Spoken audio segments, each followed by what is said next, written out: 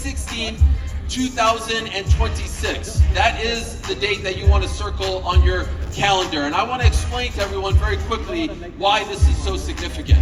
This will mark the first mixed martial arts event in MVP's history. The promotion is a little less than 5 years old. Historically, when a boxing promotion starts off, they're not crossing over into the world of MMA this early in the game. But that's what Jake Paul and Nakisa Badarian are doing on May 16th of this year. So that's significant point number one. Number two, this will mark the very first MMA card to air live on the biggest streaming platform in the world, Netflix. 325 million subscribers around the world. No pay-per-view attached to it. If you're a subscriber, you're getting this card on May 16th. As you know, Netflix entered the world of combat sports about 2 years ago with the critically acclaimed Jake Paul versus Mike Tyson event. They've had several boxing events since, never before MMA. And if you're a longtime fan of mixed martial arts, like I am, you recognize just how big of a deal it is to see this end associated with the sport we love so very much. And point number three, and perhaps the most important of them all, the main event on May 16th, right here at the Intuit Dome, features two pioneers, two trailblazers. Those words get thrown around a lot in sports, but that's a fact. This is a dream fight, a fight that most of us never even dared to dream about because, let's be honest, they fought in different eras. Back in 2007, on the very first MMA card on premium cable, a young woman named Gina Carano stole the show alongside her opponent, Julie Kedzie. A year later, she was a massive part of the very first MMA card on broadcast television. She was one of the faces of this sport, one of the most beloved athletes in the history of this sport, and that all culminated in a massive super fight in August of 2009. After that, as quickly as she arrived, she left, going on to have an incredibly successful career in the world of television and film. Shortly thereafter, an Olympic bronze medalist named Ronda Rousey came along and took that baton and took the sport and women's MMA to a whole other level. She was a part of the very first women's MMA fight in UFC history, not too far from here in Anaheim, California. That was back in February of 2013. And if I'm being 100% honest, I, at that point, had never seen anything quite like the superstar that she became. I remember being in Brazil in August of 2015 and seeing young women cry at the sight of her. It was akin to the Beatles, I kid you not.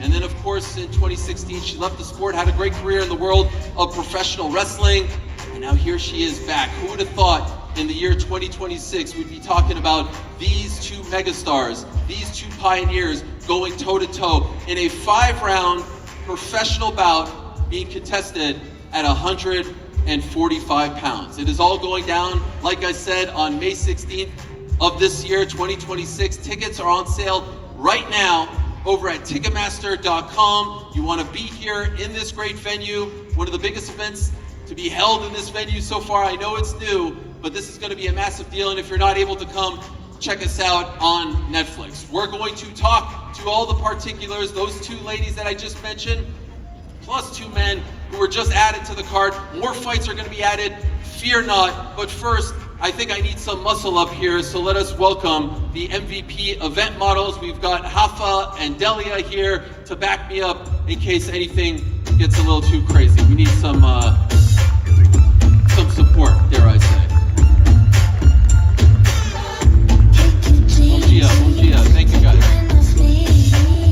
All right, as I said, it's not just about the two women. We've got another big fight on this card. It was just announced about 24 hours ago. Everyone talking about it since. We're going to get a chance to talk to the two men who have just been added to this card, two very big men. First, let us say hello to the pride of Brazil, the 2018 PFL tournament champion. He then went over to the UFC, was on a 4-fight winning streak, and then crossed over and has not fought since. We have not seen him since 2024, but he is now back taking on a massive, massive challenge in the form of his opponent, Curious as to why he's taking this, how this all came about? Let us say hello. Please give a warm Inglewood welcome to the one and only Philippe Lins. 901 Shelby Drive, look alive, look alive. Came up on this side, now they on the other side. Oh well, dog, we gon' see how hard they ride. I get racks to go outside, and I split it with the guys. We up on the other side, that didn't lay me tied. I've been gone since. Hello, Philippe. Good to see you, my friend. His opponent really needs no introduction, but I'm going to try to give him one anyway. He is currently the lineal MMA heavyweight champion of the world, the former UFC heavyweight champion, who we have not seen in the octagon for a bit, but he has still been quite active. About 2 years ago, he crossed over to the world of boxing. He went toe-to-toe with, at the time, the champion, the one and only Tyson Fury, and I still believe till this day he won that fight. He then fought, of course, Anthony Joshua, and in about October of 2024, about a year and a half or so ago, he last fought in his last MMA fight. He became the PFL Super Fight champion when he defeated Renan Ferreira. This will be his first fight since. This one kind of came out of nowhere, but we found out about it yesterday. He is in fact here. He is the man who is hailing from Cameroon, from France, Le Prédateur, the one and only Francis Ngannou. Second bad, but somebody gotta do it. Got my foot up on the gas, but somebody gotta do it. Turn this TV off, turn this TV off. Turn this TV off, turn this TV off. Turn this TV off, turn this TV off. Turn this TV off, turn this TV off. Ain't no other king in this rap. Francis, that is, in my opinion, still to this day the baddest man on the planet. Can't wait to talk to him in just a matter of moments. But we do have to say hello to the main event. And let's say hello to one half of the main event. We last saw her compete in a pro MMA fight back in 2009. I'll be honest, one of my favorite fighters of all time. And then she left and went on to a great career in the world of TV and Hollywood. But she is now here. She is back. It is actually happening. As I said, brought women's MMA to premium cable, brought women's MMA to broadcast television. At one time, one of the biggest stars in the history of this sport, regardless of gender. Please welcome back to mixed martial arts, the inimitable, the legend, the pioneer, the trailblazer, the one and only Gina Conviction Carano.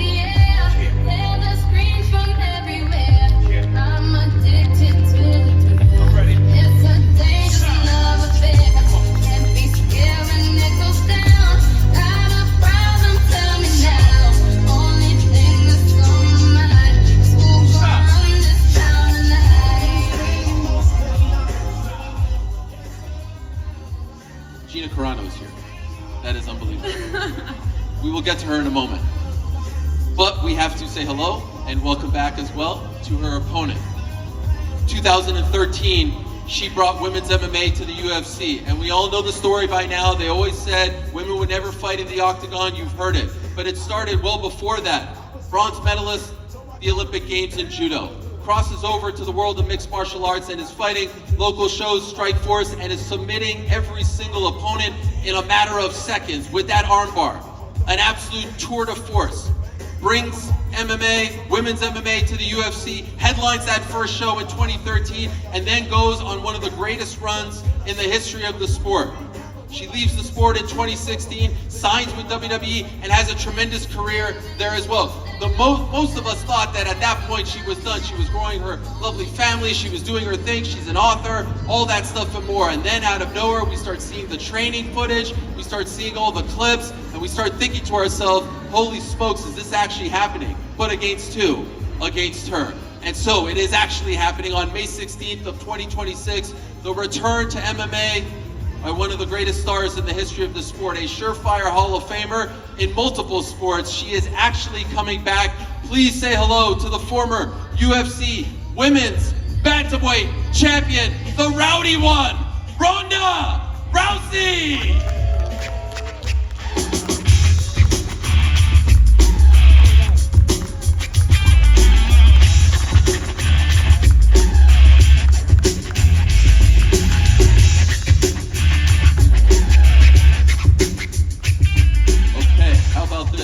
again, who could have predicted all of this just a